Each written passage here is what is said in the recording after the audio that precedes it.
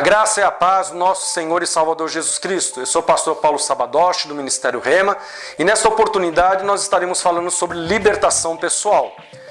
Nessa lição você vai aprender sobre princípios espirituais. É muito importante essa aula, preste atenção então naquilo que vai ser falado. Primeiro nós vamos entender o que são sentidos naturais e sentidos espirituais. Nós vamos fazer aí uma comparação, uma analogia. Da mesma forma que possuímos os sentidos naturais para interagir neste mundo terreno, também possuímos sentidos espirituais para discernirmos o mundo espiritual. Eles precisam ser desenvolvidos a nos auxiliar nesta batalha espiritual que é travada nas regiões celestiais. Os sentidos naturais, vamos ver aí alguns exemplos. Para que serve a visão? Esse sentido ele possibilita enxergar tudo o que se passa ao nosso redor. Podemos distinguir entre formas naturais e abstratas, cores, profundidade, distância, leitura, quantidade e pode nos dirigir para onde nós quisermos. Audição. Este sentido possibilita que venhamos a captar informações diversas para o nosso aprendizado. Serve também para distinguirmos sons variados como apito, buzina e etc. Olfato. Este sentido auxilia para podermos distinguir odores saudáveis, como comida, perfume, etc. E odores que venham a nos alertar de algo errado, gás, fumaça, comida podre, cocô e etc. Paladar. Este sentido serve para identificar o sabor dos alimentos, através das papilas gustativas, ativando o córtex do cérebro, levando a acionar o estômago e produzir uma sensação de bem-estar, contribuindo na ingestão do alimento. Tato. Este sentido nos auxilia para distinguirmos temperatura e formas. Muito bem, vamos ver agora então a relação com os sentidos espirituais. Visão. Ela nos auxilia para enxergarmos o mundo espiritual, tanto a ação dos demônios como as coisas de Deus. Audição. Com ela podemos distinguir entre a voz de Deus e a voz do diabo, procurando nos confundir e afastando-nos do centro da vontade de Deus. Olfato. Muitas vezes nós sentimos cheiro de enxofre, vela queimada, perfume, pinga, caracterizando que um trabalho foi realizado e precisa ser desfeito para que vidas sejam libertas. Paladar.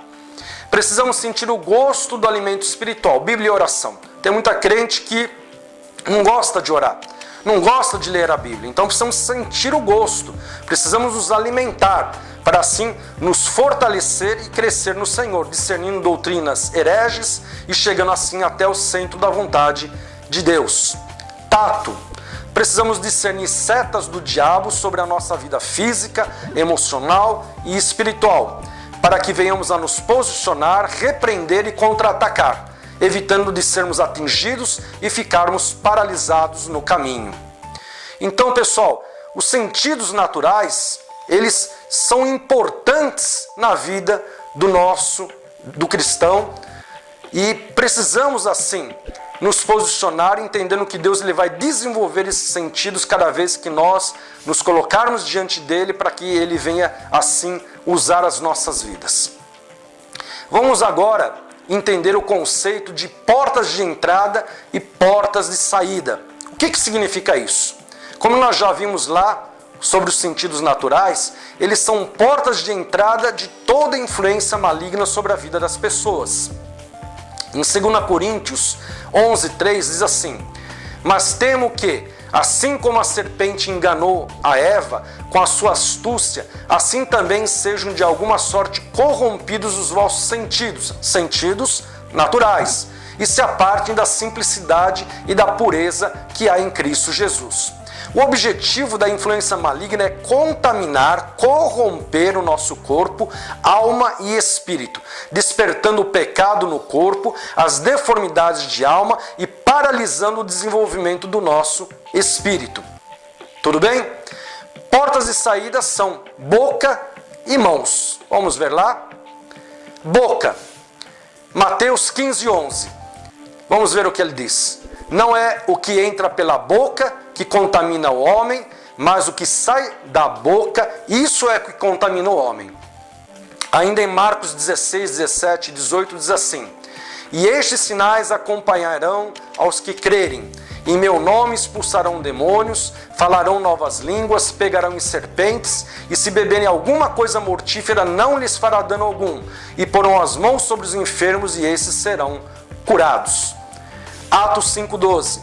E muitos sinais e prodígios eram feitos entre o povo pelas mãos dos apóstolos, e estavam todos de comum acordo no pórtico de Salomão.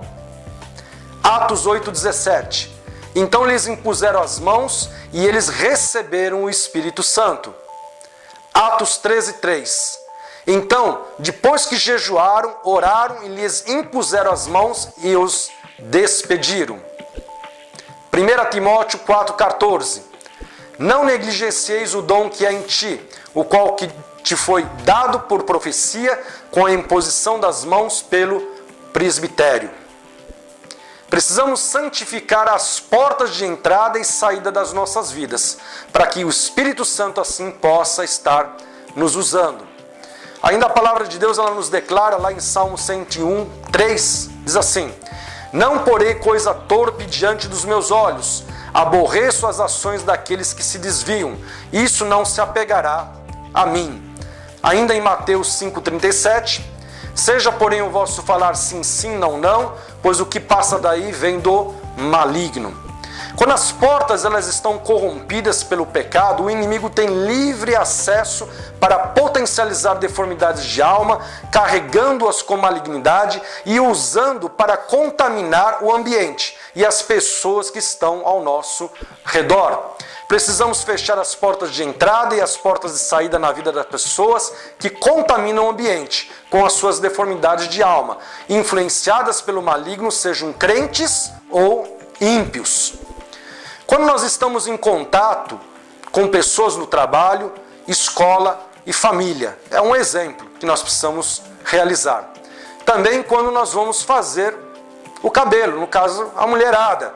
As irmãs vão para o cabeleireiro, vão fazer o cabelo, e quem é que está colocando as mãos na tua cabeça? Se for um instrumento do diabo, então você vai estar sendo influenciada através desse toque, através desta imposição de mãos sobre a tua cabeça. Então você precisa entender isso. E aí o que você tem que fazer? Feche todas as portas de entrada e saída na vida do teu cabeleireiro, da tua cabeleireira, para que desta maneira você não venha a ser contaminado. Quando alguém vai orar por nós, precisamos estar atentos. Eu conheci um pastor que ele foi ex-satanista e ele me contou que uma pessoa do satanismo, ela se infiltrou dentro da igreja e ela caracterizou, ela simulou que ela se converteu, e depois ela foi batizada com o Espírito Santo e começou a trazer profecia, e as coisas começaram a acontecer, e o ministério achou que ela estava sendo usada por Deus. E eles encarregaram ela de estar à frente e até mesmo de ungir os futuros pastores que estariam abrindo outras igrejas. Então, ele mostrou que esses demônios estavam agindo através da vida desta pessoa, amaldiçoando futuros ministérios. Então precisamos tomar conta. Quem é que está orando e impondo as mãos sobre a nossa cabeça? Pedir a direção e o discernimento do Espírito Santo. Quando nós estamos ministrando na igreja, no louvor, na célula ou no encontro. Legal, pessoal? Vamos ver também um outro assunto sobre princípios espirituais, vampirização. Mas o que significa isso, vampirização?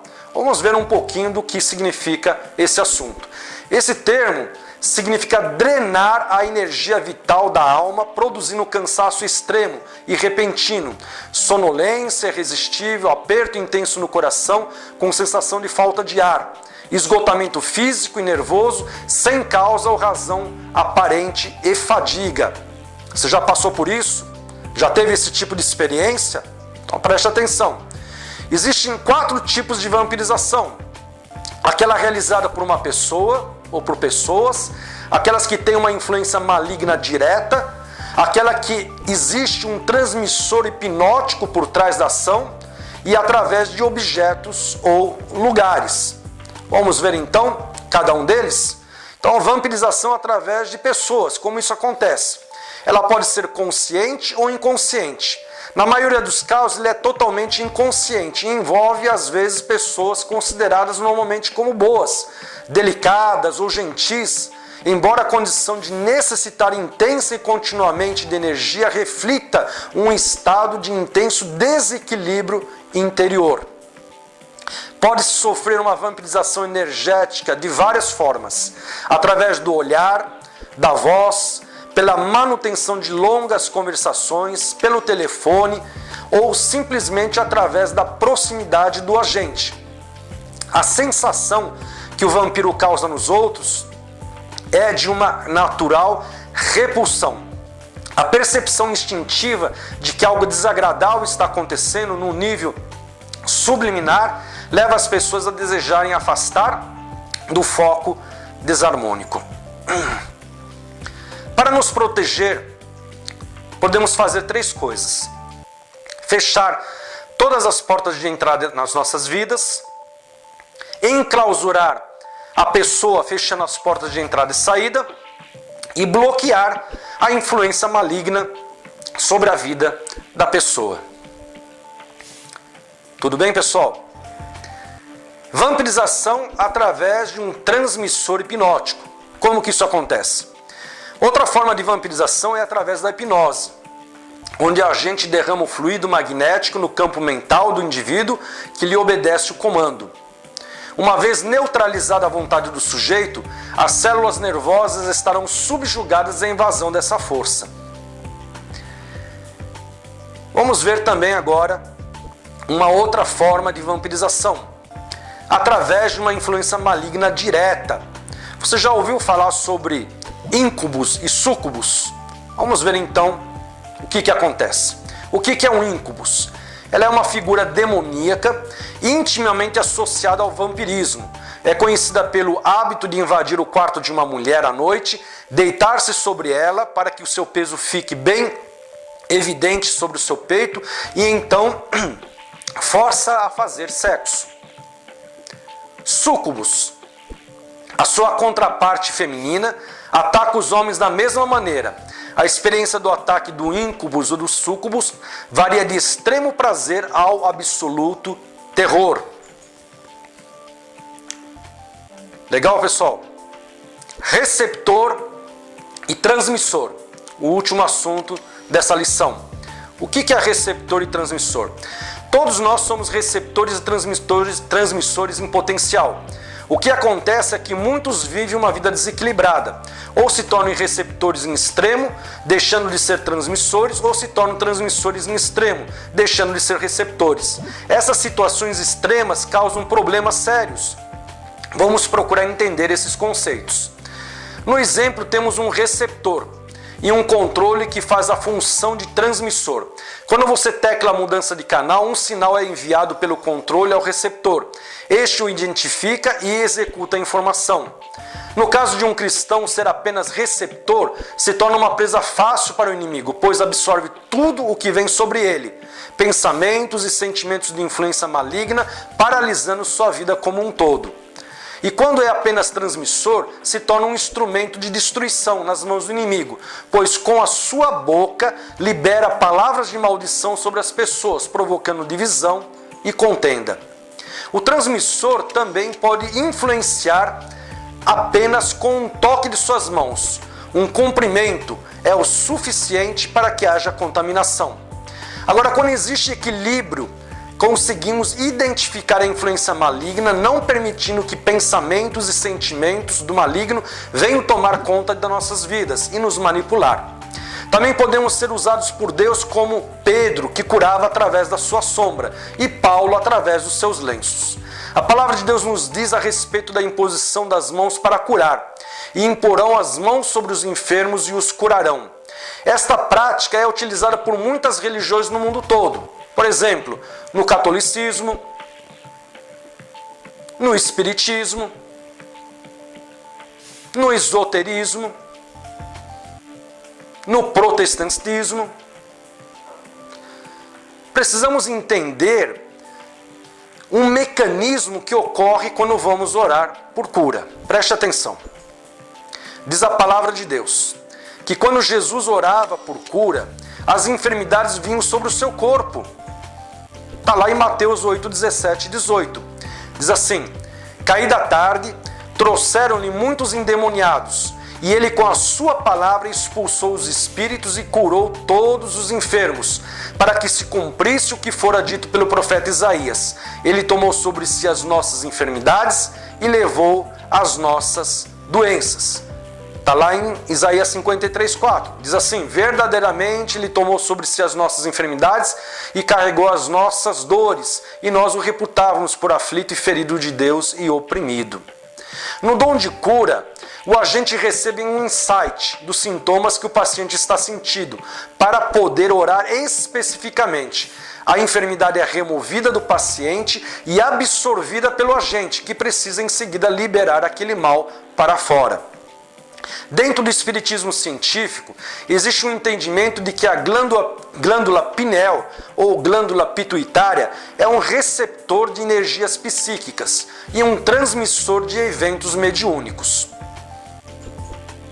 Ela tem a mesma função de uma parabólica, recebendo as ondas de frequência e convertendo em som e imagem. Para isso, ela precisa receber a frequência de um satélite, que envia o sinal para a parabólica. Desta maneira, nós temos a comunicação sendo realizada entre o transmissor e o receptor. Ela é um órgão sensor que capta as informações por ondas eletromagnéticas devido às propriedades dos cristais de apatita, que as convertem em estímulos neuroquímicos. Mas o que é esses cristais de apatita? A estrutura glandular, a estrutura da glândula pituitária, ela é formada por esses cristais, que é um mineral encontrado na natureza sob a forma de pedras laminadas, as quais captam essas ondas eletromagnéticas. Quanto maior for a mediunidade, mais desenvolvida será a glândula pineal e vai apresentar maior quantidade de cristais de apatita. Através da glândula pineal, o sistema nervoso recebe ordens para atuar no controle autônomo dos órgãos do corpo humano. Sempre que a captação da influência espiritual, seja através de pessoas, objetos, lugares ou principalmente através de uma programação de TV ou internet, há a liberação da melatonina, predispondo o restante do cérebro ao domínio de demônios. Desde o Egito Antigo já havia o entendimento das funções do cérebro, e isso verificamos através dos hieróglifos, onde a semelhança é grande. Veja aí então. Hoje em dia, esta região do cérebro é vista como o terceiro olho, capaz de interagir com o mundo espiritual.